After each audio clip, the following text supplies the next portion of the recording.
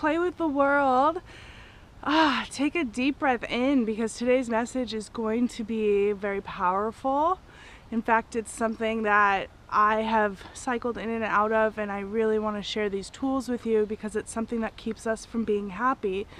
And think about that goal that you're working towards, or that thing you really want. And if it hasn't come true yet, a lot of the times we feel guilt. A lot of times we feel this shame that comes over us. And so today I'm going to address this topic of how you can really turn off that inner critic and turn off the guilt and the self-ridicule and the shame. I did an experiment a few months ago actually, and I was working with coaching clients, and I asked them to pay more attention to their thoughts. And I did this as well in my life. And I said, okay, from a 24-hour period, from the moment you wake up to the moment you go to bed, I want you to think about how often you criticize yourself, how often that voice in your head says, I'm not good enough, I'm not pretty enough, I don't have enough money, I'm not smart enough, whatever it may be. And surprisingly, many of us, it is like taking over our life. Some people said 90% of the time. One person said 24 hours a day. And I know I've been there too in my own life. I've had those moments where 24 hours a day, this inner critic is just craziness in the head.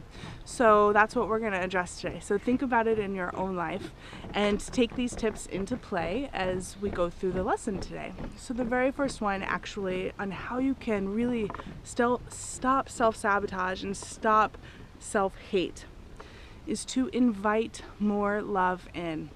I mean this with all sincerity, because I know for me, in the moments when I was cycling through my eating disorders and my drug addictions and the deep dark depressions, there was so much heaviness around me. And when we are in shame and guilt, the energy is very heavy. And I had to, before I could really allow myself to move forward, I had to first invite love in.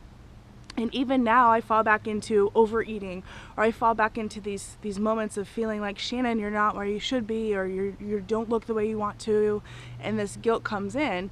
And the very first thing I do is I turn to love. I put my hand on my heart, which you can do. I talk a lot about, even just now when I did that, I felt this presence and this instant inner peace. So a simple step is to put your hand on your heart and say, I am worthy.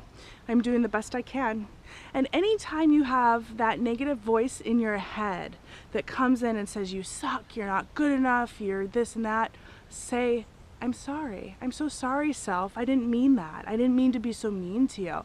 And in these moments, you can catch yourself moment by moment, and things will really transform. So inviting more love in looks as simple as inviting more love in instead of the critic that's going on in your head. It could be praying. It could be meditating. It could be saying, God, angels, help me. It could be calling a friend, a support system, and saying, hey, I'm really not in a good place, and I just need to talk it out. Inviting more love in is as simple as being willing to get out of the negativity. So if you're feeling overwhelmed this week by guilt or shame, how can you invite more love in? Really take this in and allow yourself to receive more love. And it starts by you being willing. Okay? So I want to share with you the second step to really getting out of shame and guilt and self-sabotage is as simple as focusing on feeling good. Yes, because what happens is this inner critic, it gets so loud and it will run rampant and it will take over our choices. Meaning, if we aren't careful or really aware, the inner critic has a fear undertone that will allow you to make choices based out of fear. Let's say you really want to do something, you really want to move, or you really want to take a new job. But the reality is that goal is being sabotaged and you aren't applying for new jobs, or you're not looking at new places to move, whatever this goal is, because of the fear. And when you can really go into focus on feeling good, things will shift for you, because most of us focus on not feeling good. Most of us focus on what's not working. In my own life, with my up and down kind of relationship with my body, as I gain weight, I feel like my self-worth changes. And so I have to really get clear about, it's not about the number on the scale, it's about feeling good. And when I feel good, everything else really falls into place. So look at in your own life, if this situation that hasn't happened, which is causing you to feel guilt and causing you to feel shame, is it really coming back to you feeling bad about yourself? Because if that's the reality, take small steps to feel good.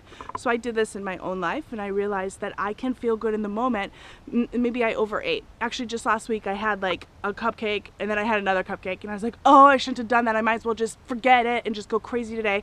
But I caught myself, and I said, you know what, Tucker, let's go for a longer walk. And we ended up going for a huge nature walk, and I was able to feel better. And I asked myself, how can I feel better in the moment? And it led me to trust my guidance and trust myself, which meant go out and play with the world with my adventure buddy.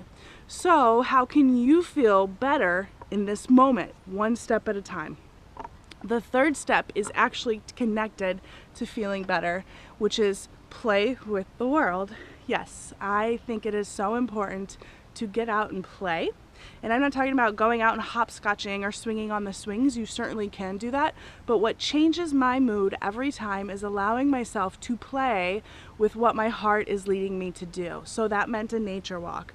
When I am overwhelmed with frustration, guilt, self-sabotage, I decide to choose in the moment what will bring me joy. And what brings me joy is different moment to moment, but it means playing with the world. So this week, if you have that self-sabotaging voice that is in your head and it is trying to take you down, and it's saying you're not where you should be, it's saying you don't look the way you should be, it's saying you don't have as much money as you should have, stop it in its tracks and say, I'm so sorry, I didn't mean to be so mean.